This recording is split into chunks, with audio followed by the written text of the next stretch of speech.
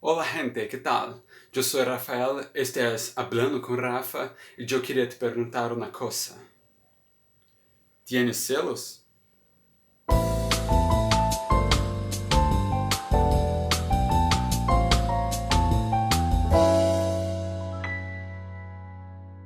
Então, gente, eu finalmente voltei, depois de mais ou menos um mês sem fazer vídeo pra vocês, e depois de um final de período um pouquinho conturbado, coisa que muita gente vai entender, eu resolvi perguntar pra vocês no Instagram sugestões de vídeo que eu poderia estar fazendo. E a primeira delas, e eu achei bem certeira, é sobre ciúme. Mas antes da gente falar um pouquinho dela, eu vou pedir pra você se inscrever no meu Instagram aqui, me seguir lá, e curtir a minha página no Facebook, eu também vou colocar aqui embaixo. E compartilhar já esse vídeo, e sugiro você a dar uma olhada nos vídeos anteriores também, que estão muito legais. Então aqui já vai a pergunta principal. Ter ciúmes é bom? Então, se você me perguntasse isso, eu provavelmente te responderia: depende. E depende porque sempre se trata de quantidade e qualidade. Para algumas pessoas, um pouco de ciúme saudável talvez, pode ser uma demonstração de amor, por exemplo. Mas em outros casos, para outras pessoas, pode ser uma coisa totalmente tóxica e destrutiva. Mas bom, antes da gente tratar mais ou menos como é o ciúme bom ou o ciúme ruim, a gente tem que definir aqui o que é o ciúme. Tanto no viés da psicologia quanto na minha opinião, o ciúme nada mais é, sendo uma coisa primeiramente tão natural como raiva ou medo, ele nada mais é do que uma tentativa de preservação nesse caso, de um relacionamento. Digo relacionamento porque esse vai ser o foco desse vídeo aqui. Existem muitos tipos de ciúme, de amizade, tem ciúme de familiares às vezes, mas a gente vai falar aqui de ciúme entre um namoro, por exemplo, um casamento. E geralmente o ciúme ele é como se fosse um alerta, te mostrando, olha, tem alguma coisa errada aí, alguma coisa que às vezes possa estar ameaçando o seu relacionamento. Então ele é uma tentativa de preservação para que você mantenha o seu relacionamento seguro. O problema é quando esse senso de preservação extrapola um pouco a margem, mas a gente vai falar disso um pouquinho depois. Então, para explicar direitinho, eu vou falar numa ordem crescente quais são mais ou menos os tipos de ciúme que eu enumerei aqui, mas na verdade eles não têm exatamente uma ordem, um grau. Eles são do mais simples até o mais complexo, e eu decidi separar em 3 partes aqui para que fique de fácil compreensão, digamos assim. O primeiro tipo de ciúme, geralmente considerado mais saudável ou menos prejudicial, é aquele que é baseado em uma situação específica. É no momento específico que uma pessoa vai sentir ciúme. Ela geralmente é baseada em fatos, e não em simplesmente algum tipo de achismo.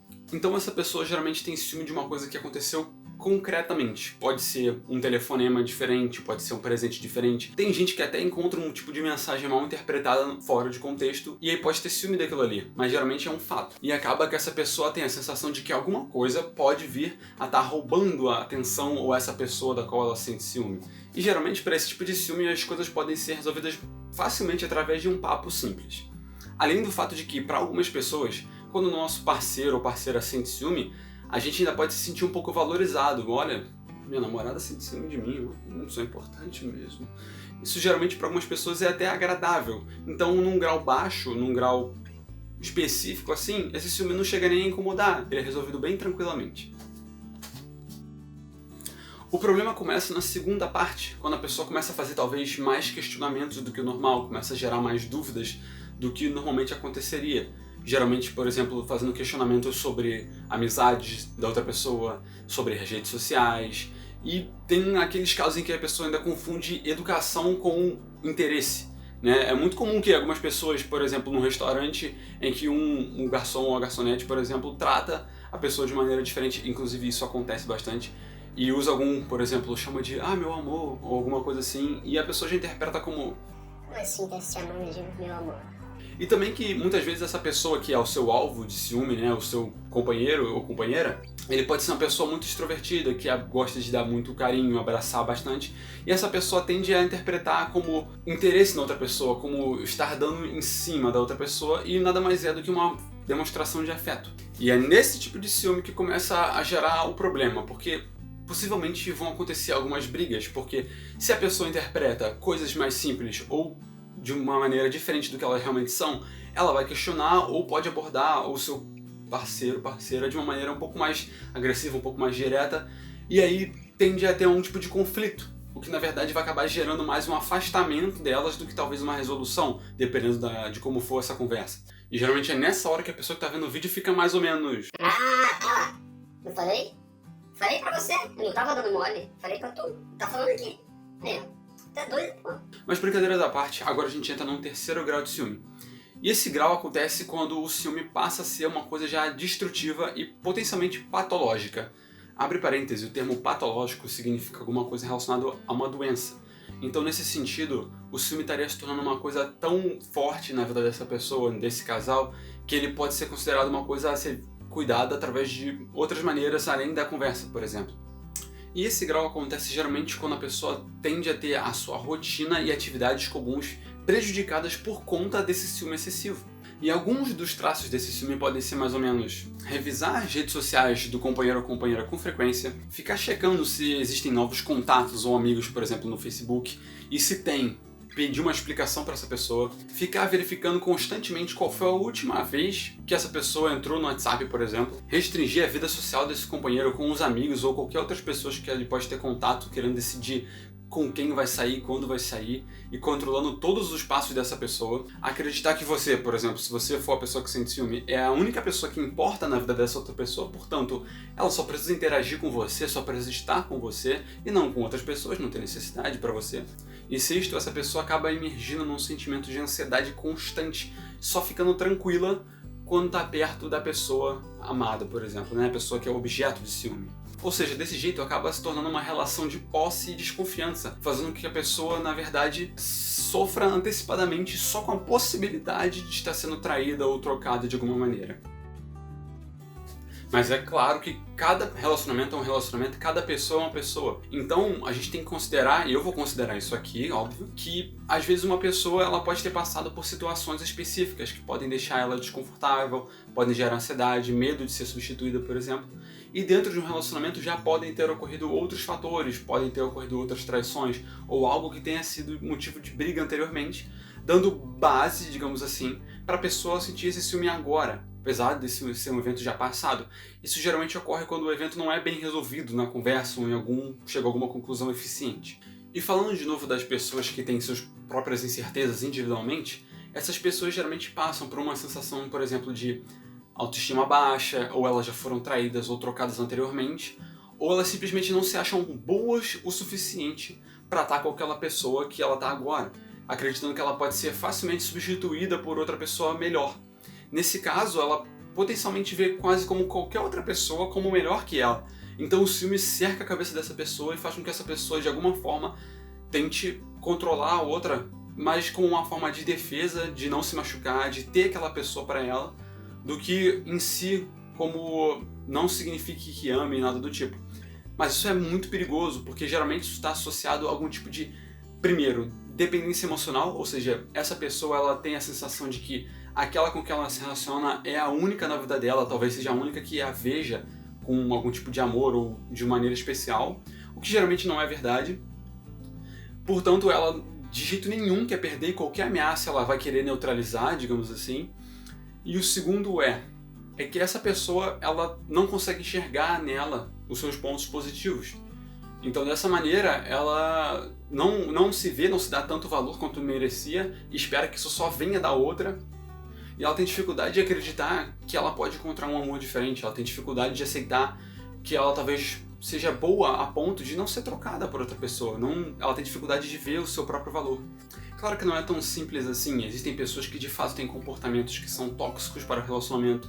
Tem pessoas que de fato dão em cima de outras pessoas durante os relacionamentos delas. Pessoas que dão motivo para que se haja uma suspeita. Mas geralmente, se a pessoa tem esse tipo de comportamento, se você não pode tratar numa conversa, é melhor nem estar nesse tipo de relacionamento, na verdade. Mas bom, depois de eu ter falado isso tudo, a gente pode pensar, ok, mas qual seria a solução para esse tipo de coisa? A solução primária e principal e essencial para qualquer relacionamento é a honestidade e a conversação. A partir do momento em que você tem transparência com a pessoa com a qual você se relaciona, é mais fácil de resolver qualquer outro problema. Você tem algum ciúme mais simples, mais pontual, você vai e conversa. Se o ciúme está extrapolando um pouco o que deveria, a pessoa que é objeto do ciúme ela pode vir a conversar também. O importante é que tenha essa troca. Essa troca vai fazer com que se chegue a um ponto específico, que a coisa se esclareça, se torne transparente e fique tudo tranquilo. Porém, como as coisas não são tão simples assim, não são tão fáceis, em casos em que a situação está um pouquinho mais complicada, é importante que haja intervenção de um psicólogo, obviamente eu não ia deixar de citar a terapia aqui, não é mesmo? Sendo assim, eu recomendo bastante, claro, a gente está falando aqui de namoros ou casamentos, por exemplo, né? E tudo vai depender do quanto tempo você tá junto. Um namoro que tá um mês e sofre de ciúme é muito mais fácil de se resolver do que um casamento de 3 anos, por exemplo, ou mais. Então, você tá sempre buscando fazer, por exemplo, uma terapia individual, já te ajuda muito a lidar com esses problemas antes e durante um relacionamento.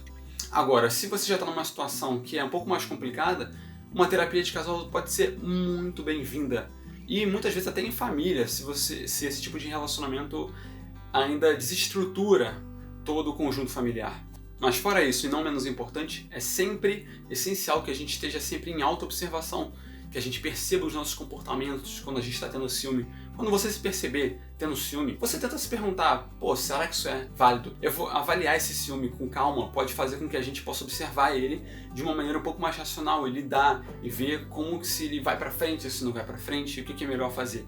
Mas, claro, não existe somente o ciúme romântico dentro de um namoro, de casamento. A gente também pode ter ciúme de pessoas no ambiente de trabalho, pode ter ciúme de amigos em grupos, quando aquele seu único amigo que você fala na festa fala com outros amigos do qual você não conhece e você fica lá deslocadão, sem falar com ninguém. É uma situação muito comum, você pode ter passado por isso ou não. Mas esse é um tema que eu acho melhor tratar separadamente num outro vídeo. E é isso, se você gostou desse vídeo aqui, compartilhe ele. Eu quero botar dessa vez uma meta de pelo menos 200 curtidas no YouTube, porque eu coloquei os vídeos da última vez no Facebook e aqui ficou quase sem nenhuma visualização. Então, vê esse vídeo daqui, curte esse vídeo, compartilha esse vídeo e vê os vídeos anteriores também, vai me ajudar bastante. Aliás, eu até falei errado, não é nem meta de 200 curtidas, é 200 visualizações pelo menos. Gente, vão me ajudar aí, compartilha aí. Me sugiram temas, eu vou perguntar outras vezes no Instagram sobre temas. Me respondam, que isso vai me ajudar bastante, a gente vai ter bastante assunto para estar conversando. E é isso, eu espero que você tenha gostado, espero que tenha te agregado em alguma coisa e que você possa aprender a lidar melhor com o seu ciúme ou com aquela pessoa ciumenta que está com você e que tudo possa ser resolvido numa boa, sem maiores problemas, sempre, como eu digo, recomendando a terapia.